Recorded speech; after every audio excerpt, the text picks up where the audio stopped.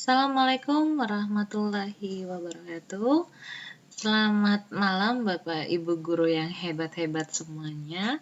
Perkenalkan, saya Desi Suryani dan saya telah mengikuti bimbingan teknis guru belajar seri asesmen kompetensi minimum untuk tingkat SMA. Jadi pada kesempatan kali ini izinkan saya untuk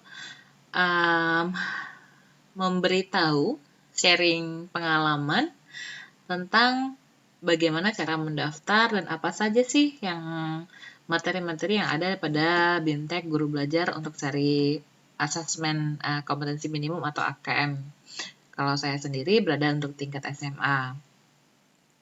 Jadi hal yang pertama yang Bapak Ibu boleh siapkan tentu saja akun SIM PKB Bapak Ibu yang sudah Bapak Ibu miliki. Ada user ID dan mudah-mudahan masih ingat tentang passwordnya ya Bapak Ibu. Dan kemudian nanti Bapak Ibu silakan klik laman guru belajar AKM SIM PKB ID, nanti akan muncul seperti ini dan munculnya lamannya seperti ini Bapak Ibu. Baik, maaf. Untuk perhatian jauh sebelum kita masuk ke login, nanti akan muncul laman seperti ini. Apa saja sih materi yang ada di BIMTEK Guru Belajar seri AKM ini? Nanti akan ada materi-materi mengenai orientasi guru belajar seri asesmen kompetensi minimum yang mencakup latar belakang, kebijakan asesmen nasional, apa pentingnya asesmen nasional. Jadi dari sana nanti Bapak Ibu akan diminta untuk mengulang kembali apa saja yang Bapak Ibu tangkap dari seri yang ini, latar belakang kebijakan dan apa pentingnya ini. Untuk yang topik pertama, itu tentang orientasi guru belajar seri asesmen kompetensi minimum.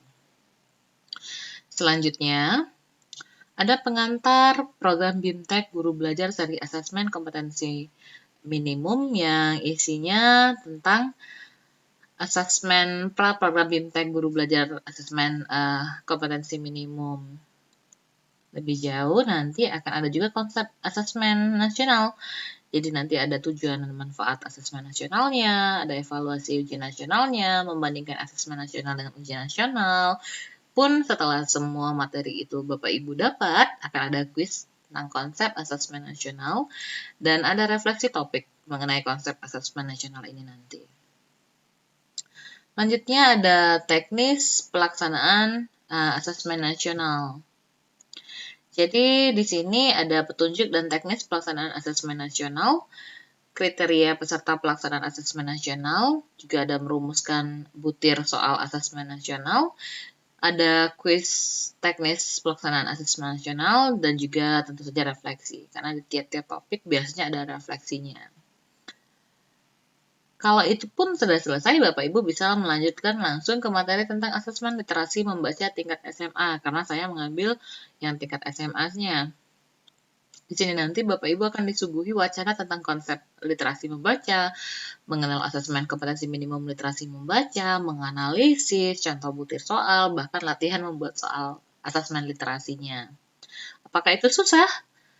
Well, sebenarnya nanti akan ada pilihan sesuai dengan kompetensi siswa kita. Kalau di sini ya, nanti akan diminta untuk kita memilih kira-kira yang cocok sama kemampuan siswa kita yang mana. Selanjutnya ada asesmen numerasi. Setelah ada literasi, ada numerasi, sama dia akan ada konsepnya, mengenal asesmen tentang literasi. Oh no, saya mengenal asesmen kompetensi minimum numerasinya, ada menganalisisnya, contoh butir soal, bahkan latihan juga. Yang lagi-lagi nanti akan disesuaikan dengan kemampuan siswa kita. Yang saya yakin Bapak Ibu juga lebih mengetahui kemampuan siswa kita ya. Selanjutnya ada tentang topik tindak lanjut laporan hasil asesmen kompetensi minimum. Jadi nanti setelah ada AKM ini yang kita berikan kepada siswa-siswa kita, kalau di SMA itu kelas 11 akan ada laporannya. Tapi sebelum itu tentu saja ada materi atau wacana yang harus kita ketahui terlebih dahulu. Misalnya mengidentifikasi 4 kategori tingkat penguasaan kompetensi, menjelaskan perbedaan pembelajaran berbasis kompetensi, menganalisis, merekomendasikan, pun juga ada contoh strategi dan segitiga belajar. Nanti di akhir pembelajaran ini sendiri, Bapak Ibu akan diberikan lagi kuis tentang tindak lanjut laporan hasil asesmennya dan post test. Wah, kalau Bapak Ibu langsung bertanya, ternyata banyak ya materinya. Tenang Bapak Ibu, materinya itu kaya. Bukan banyak ya, tapi kaya. Syarat dengan ilmu ya. Saya yakin Bapak Ibu ketika sudah membaca satu wacana, satu konsep, Bapak Ibu pasti, oh iya ternyata ini sangat bermanfaat untuk siswa-siswa kita. Jadi dengan pola pikir inilah saya rasa pemerintah memberikan jenjang waktu yang lumayan untuk kita para guru memahami beberapa wacana yang mestinya kita ketahui tentang apa sih BIMTEK Guru Belajar seri asesmen kompetensi minimum ini, apa sih asesmen nasional dan sebagainya. Jadi tentang waktu 4 hari ini saya rasa sudah sangat cukup untuk Bapak Ibu mendalami materinya untuk kemudian diperkaya bagaimana cara membuat soal, bagaimana mengantisipasi kemampuan siswa kita dan sebagainya.